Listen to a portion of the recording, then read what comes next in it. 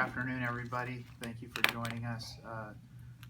I wanted to share some words with you about today's recruitment fair. As you may know, here at Fresno State, our mission is to educate and empower our students for success. And I'm president for every single student here at Fresno State, and I want to make sure they have the opportunities that they need to succeed. So along those lines, this recruitment fair, which is one that we've done for several years, it's just much bigger, and at St. Mark's Center this year, includes a number of federal, state, and local entities as well as businesses. And among the federal agencies that are participating today is ICE. And there have been some concerns about having ICE on campus. And I empathize with those who are concerned about that.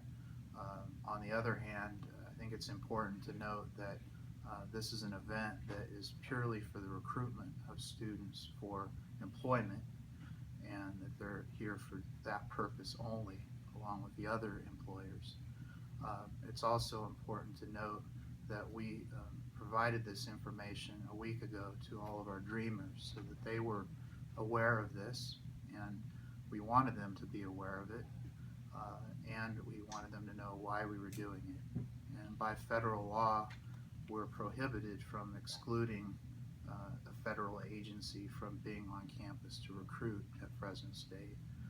Moreover, I think it's important for us to provide opportunities for our students to work wherever they choose, and it's up to them to decide whether they're going to participate in the recruitment fair at all, and then whether they would go to the ICE booth or not.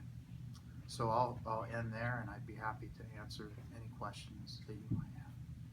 And Dr. Castro, I think some people may be wondering, even calling the news conference here today, are you drawing more attention to the issue than was already there? Because some people weren't even aware of this.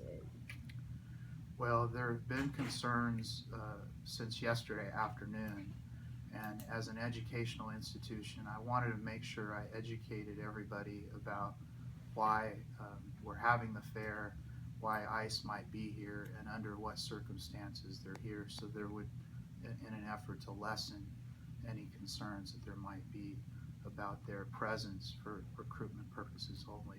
So that was the reason. We had received some inquiries from different media outlets, and we just thought it would be helpful to share this message with all of you and with the community.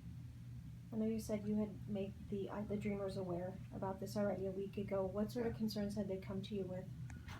I had not heard any concerns until yesterday, and when I heard from them, it was through social media, and so I put out a brief tweet that explained why ICE was here, and so we wanted to make sure that others that didn't get that message knew. But as far as I know, all the dreamers received that information, and they were aware of it, and then they could decide on their own if they wanted to go. And I think some of them went and met with other employers, but I didn't want them to be surprised, and so that was why we sent that out. And then when I realized that there were other students and perhaps other folks in our community who were wondering, I wanted to make sure they had the facts in terms of the situation.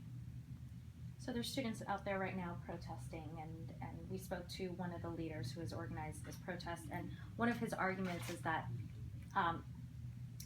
though the ICE agents may be there for recruitment purposes and solely for recruitment purposes, according to this student, he fears that at the end of the day they are still an ICE agent, therefore they can still do what their main job is, and that is to look out for illegal immigrants. And so, what do you say to that?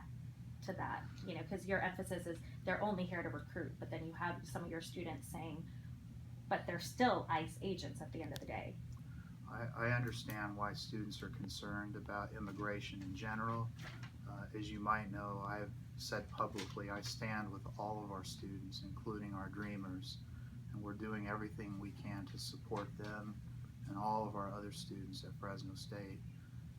I see this as being a different matter. This is about recruitment of students. We have criminology majors who for many years have worked in federal agencies, including ICE, and who want to work for ICE. And as president, I think it's not my decision about where students might interview and where they might work.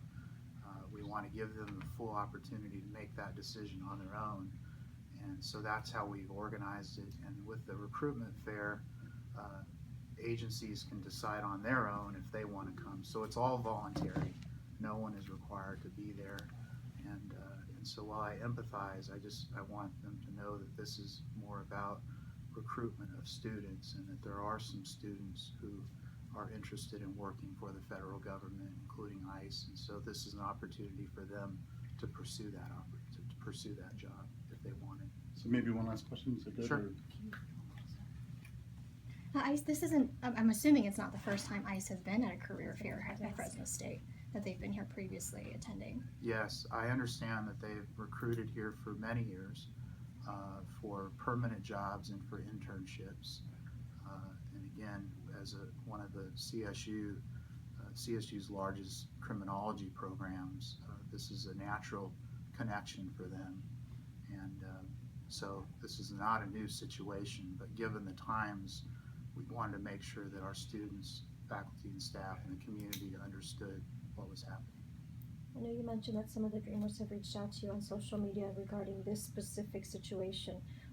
But overall, what would you say are some of the concerns that they've come to you with personally, I guess, in the last couple of months, again, since things have been changing?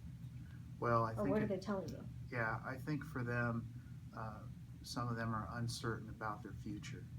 And so the best thing that I can do is provide them with the information that I have available about what's happening, whether it's at the federal level or university policies and practices. So I try to make sure that they're well informed about what's happening at that level. We also provide as much support to them as we can, whether it's financial aid or our food insecurity program if they need access to our cupboard, or any other service. And through our Dream Center that we started last year, we've been able to serve our students, I think, very well, and we'll continue to do everything we can to support them. Do the protests come as a surprise to you?